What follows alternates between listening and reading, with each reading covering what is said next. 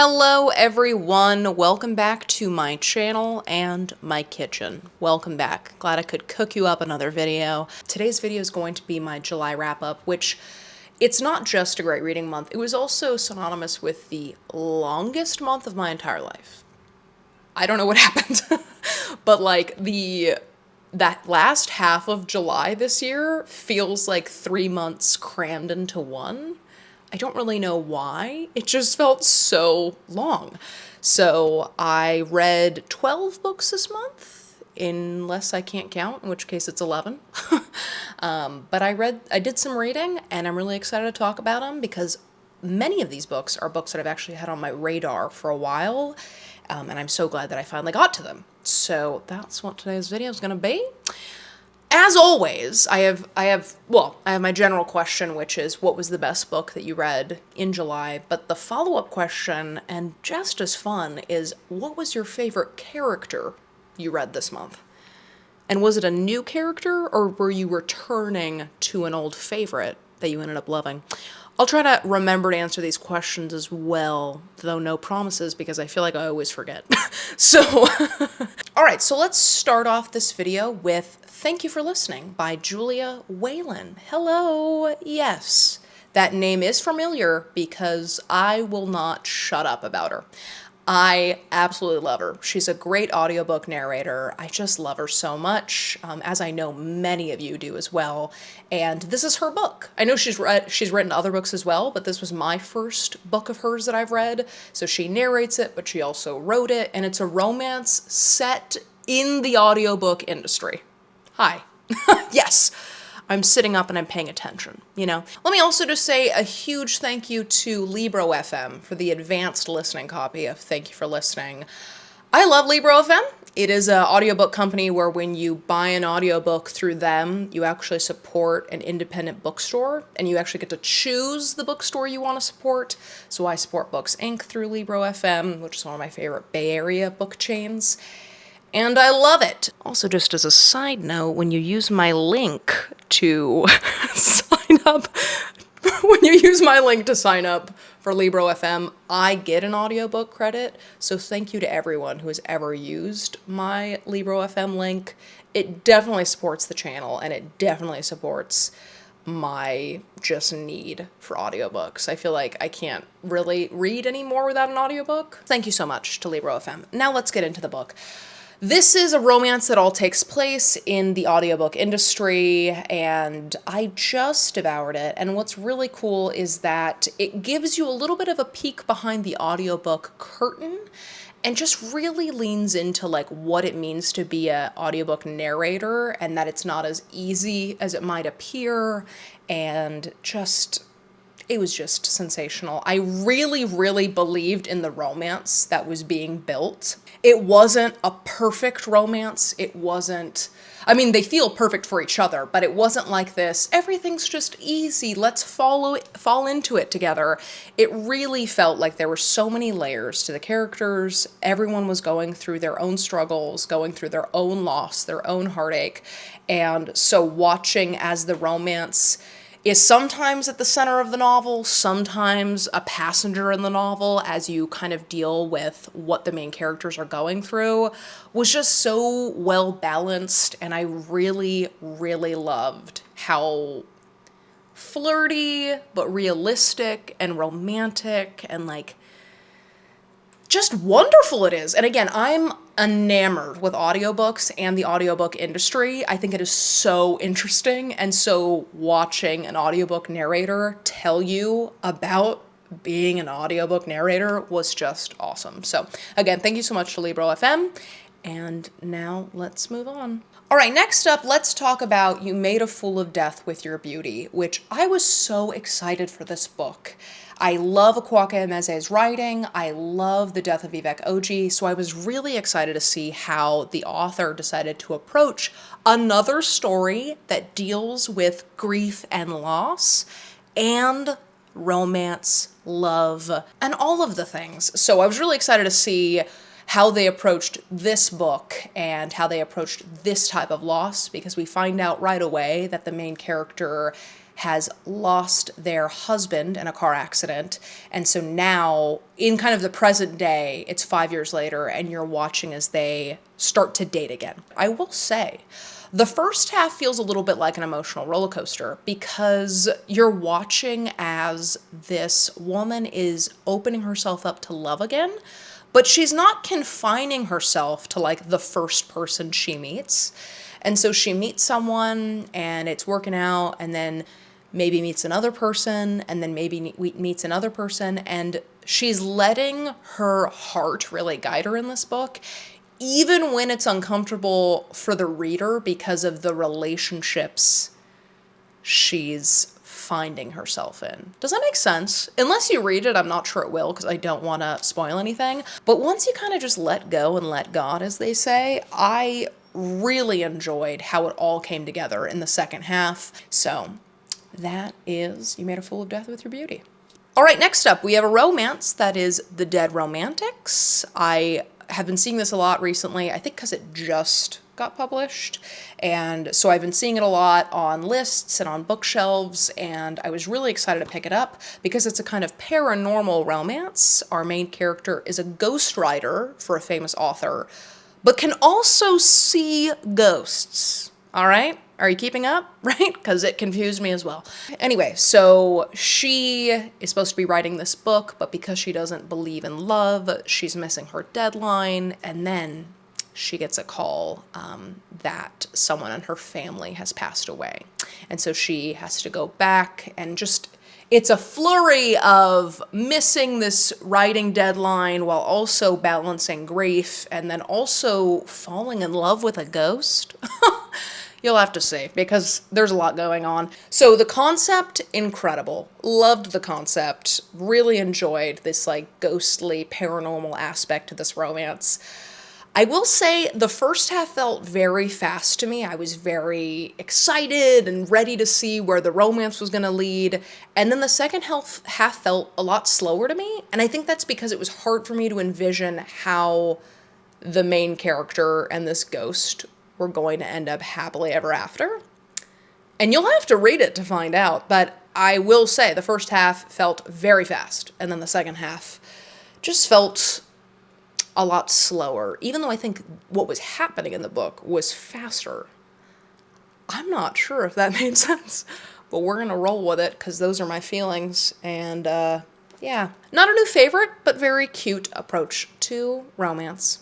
All right, next up, I read Black Cake. I was very, very excited about this one. I had started to hear about it, I think, last December, and so it had been on my radar, and I'm so glad I picked it up, because what did it do, my friends?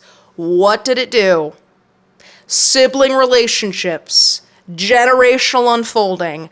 Yes, it did those things for me, and it was a blast. So basically there is a sibling duo, a brother and a sister who haven't spoken in years, and their mom passes away, and when she passes away, she has them come back together. Again, they haven't seen or spoken to each other in a long time, and she has a voice recording for them. And in this voice recording, she starts to tell them the real story of her past.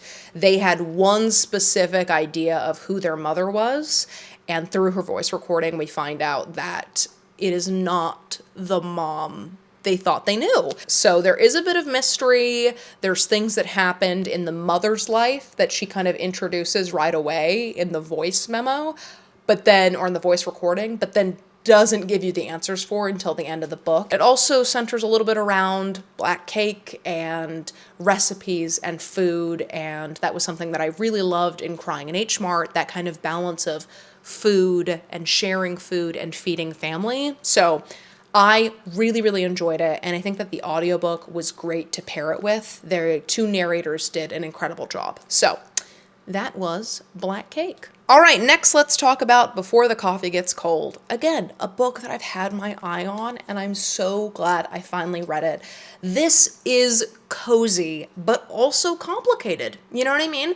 I think that, so basically the plot is that there's this cafe where if you sit in this specific seat, you can go back in time to a specific moment, but only for as long as the coffee stays warm. So once it goes cold, you have to return back to the present, and you also can't change the present. So based off that synopsis, I was ready for all things cozy. I was like, this is gonna be just this amazing book of like tying up loose ends and just these really sweet conversations, and that's all it's gonna be. And I didn't think about how people want to go back in time to right wrongs or to tie up loose ends that are uncomfortable, especially because they know the present is not going to change. So whatever they say is not actually going to change the course of events. It's a really interesting concept where there's a million different possibilities, and I really enjoyed the possibilities that the author went with for these four perspectives that decided to do a little bit of time travel. So I really, really enjoyed it. I thought it was really unique and just such a fun concept of going back in time but not being able to actually change the present. Really, really enjoyed it. All right, next up, let's talk about Every Summer After. I did talk about this book in my COVID-19 reading vlog. So I read this over that week when I was sick, and I enjoyed it, but it does feel exactly like Love and Other Words by Christina Lauren. Almost exactly the same story in my opinion. And I saw someone ask the question that was like, which one do you prefer then? If they seem pretty similar, like which one did you like a little bit more? And I think I like this one a little bit more, but it's just hard because it's so similar to the other one that it's hard to really differentiate the two of them.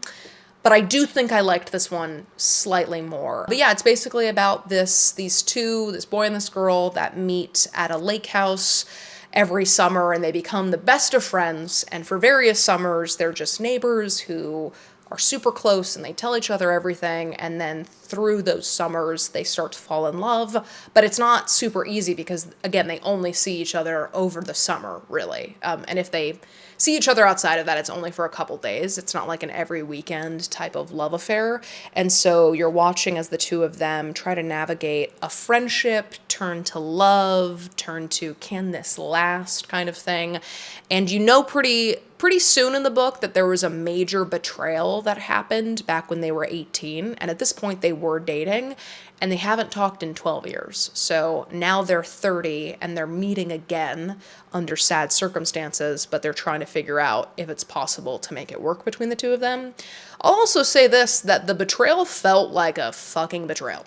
The betrayal was like, how are these two gonna get over this? But I think it was a really good example about how like apology and letting someone sit with the apology before granting forgiveness can be really powerful in a romance like this. So I liked it, but unfortunately, again, it did feel like another book. So it did impact the reading experience. All right, next up, let's talk about Milk, Blood, Heat. This is a short story collection. Again, a book that I've had my eye on that I'm so glad I finally got to.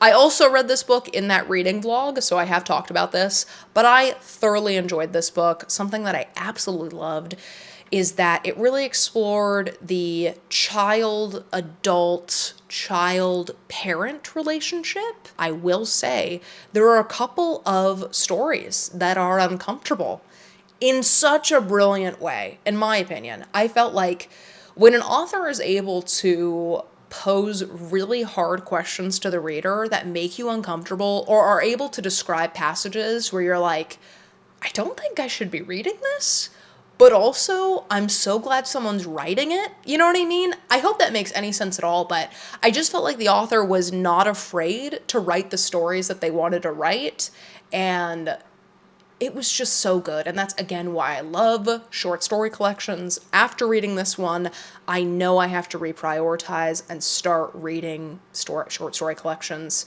I was a lot better about it last year, and this one just proves that I need to get back into it because of how much I loved this. So that was Milk, Blood, Heat.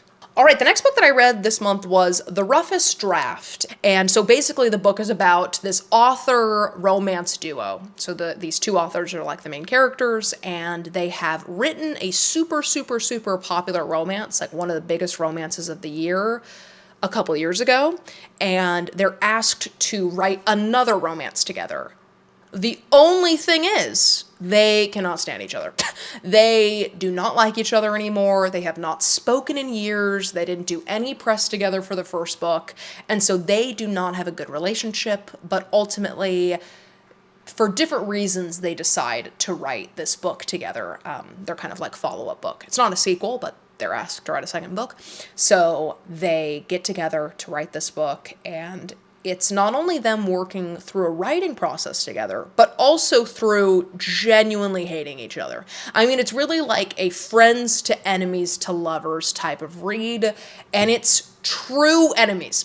There was a point when I was reading it where I was like, I don't even know if they're going to end up together in the end. I don't know if there is a happily ever after because of how much they do not like each other. But if you're looking for like an angsty, angry, like we said some shit about each other in the past and now we're trying to figure out if we can work together, also a romance that focuses really on the writing process, then this could be the romance for you. So that was The Roughest Draft. All right, next, let's talk memoirs. I've been trying to read a memoir a month this year, and so this month I read two. The first one was Emily Ratajkowski's My Body. I've always been fascinated with Emily Ratajkowski. I think because I first saw her in Gone Girl, which is one of my favorite movies of all time.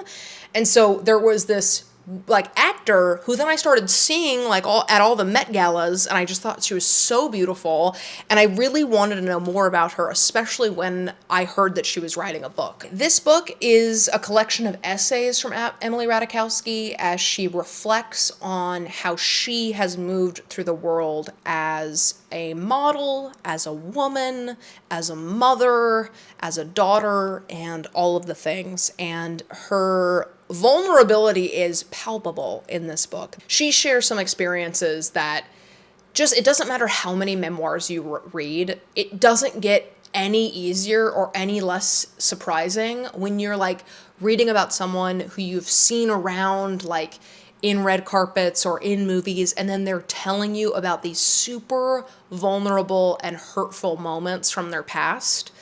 And you're like, oh, you're real. You're a real person. And I think that that's one of the things that I love so much about memoirs, is that it kind of breaks that fourth wall and lets you in a little bit. I really enjoyed this collection. It's also really short, so if you've been interested in picking it up, I got through it really fast, and I read it with the audiobook, which is narrated by Emily Ratajkowski, and there is a couple chapters at the end where she is very, very vulnerable, and her voice performance really shows that. So anyway, I really enjoyed it, and I'm so glad that I read it because, again, it had been on my radar for a while. Okay, my camera overheated, so if you've moved at all, that's what happened. All right, the second memoir that I read this month was Dear America, Notes from an Undocumented Citizen. This is a book where the cover always has caught my attention, and I was book shopping last week, I think, and it was just sitting there ready for me to take it home, and I enjoyed this so much. Again, it was another one where I read it with the audiobook, and the author does narrate this, and the performance was just exceptional. It was so good. The first half is really about Jose Vargas's journey to America when he was younger from the Philippines, how he got to America, and how it has been impossible to become a citizen ever since. But he poses the question, like, what does it mean to actually be a citizen? You know, if he's contributing to the country and he's paying taxes and he's following all the rules, like, why is he not a citizen? And so the first half is really personal, and he just talks about what he's felt as an undocumented citizen. And then the second half really focuses on the politics and what he's been doing as a reporter, as a journalist, his writing, just how he's showed up and how he's trying to make a difference in really, really powerful ways. So I did mark a few passages. I'm not going to read all of them, but I am going to read one of them. Passing as an American was my way of exerting control over a life I had no control over. It was not my decision to come here, acquire fake papers, and lie my way into being in America, but I was here, and at the very least, I felt like I had to control what kind of American I was going to be, what kind of cultural connections I was going to make, which led to what kind of mask I had to wear. Again, the writing, the reflection, incredible. So I really, really enjoyed this one. I actually finished it right before filming this video because I knew I wanted to talk about it and I didn't want to push it into August. So I'm so glad I finished this, and oh, it was just so good. So if you've ever seen the cover and you've been intrigued, please pick it up. If just the synopsis or that passage intrigues you, please pick it up because it was super moving and just wonderfully written. All right, next up, I read Elektra. Again, talked about this in that reading vlog from a couple weeks ago, and this focuses on 3 women during and right after the Trojan War. This is written by the same author that wrote Ariadne, and I really enjoyed it, especially because a lot of this book focuses on women and revenge, women and anger, women and needing to settle the score between men that have wronged them. So I really, really enjoyed it. Jennifer Saint's writing is really, really beautiful, but also like so emotionally charged. It's not just lyrical, which is beautiful, but it's not just lyrical. It's not just like stunning descriptions. It is so poignant with anger and frustration and regret and grief. And I love that shit. And I talked about this in the reading vlog, but there's one character that says like, hey, can you not? No, he says it in a lot nicer, but he's like, hey, like, if you do this thing, you're just perpetuating this endless angry cycle. And she was like, don't talk to me. She's like, I'm gonna do what I need to do, even if, yes, I am continuing this cycle. It's my right. You know what I mean? So I really enjoyed it, and I'm so glad I read it this month. Okay, and then for the final book of this video, we have Things We Never Got Over. I actually read this book first this month, but I actually saved this book for the end because it is my book club's book pick of July, and we're talking about it in detail this Sunday. So I'll leave a link down below to like where you can find my book club with Joel and Elias, but this, I don't want to say too much because I want to save it for the live show. One of the things that I reflected on in a previous vlog was just how long this book is. And sometimes a long romance is what you need, but there were times in this book where you could feel the length. You know what I mean? That was an expression to use for sure. Feel the length. Okay. Okay. You could, yeah. Yeah. So you could, it got really slow at some points. There were times where it was like super fast paced and I was like, what's going to happen? Let's figure this out. And then there were points where you were like, okay, I'm starting to understand how we got to like 600 pages. So that's the first thing. And again, I'll talk about all of this more on the live show. But the second thing, and I mentioned this in a previous vlog, but I love an enemies to lovers romance. But this guy was too much of an enemy sometimes. Not just like, ooh, I like this girl and I'm trying to hide it. Sometimes it really felt like bullying to me. And even if like he would sometimes be a secret nice guy, just his like public meanness was like too mean.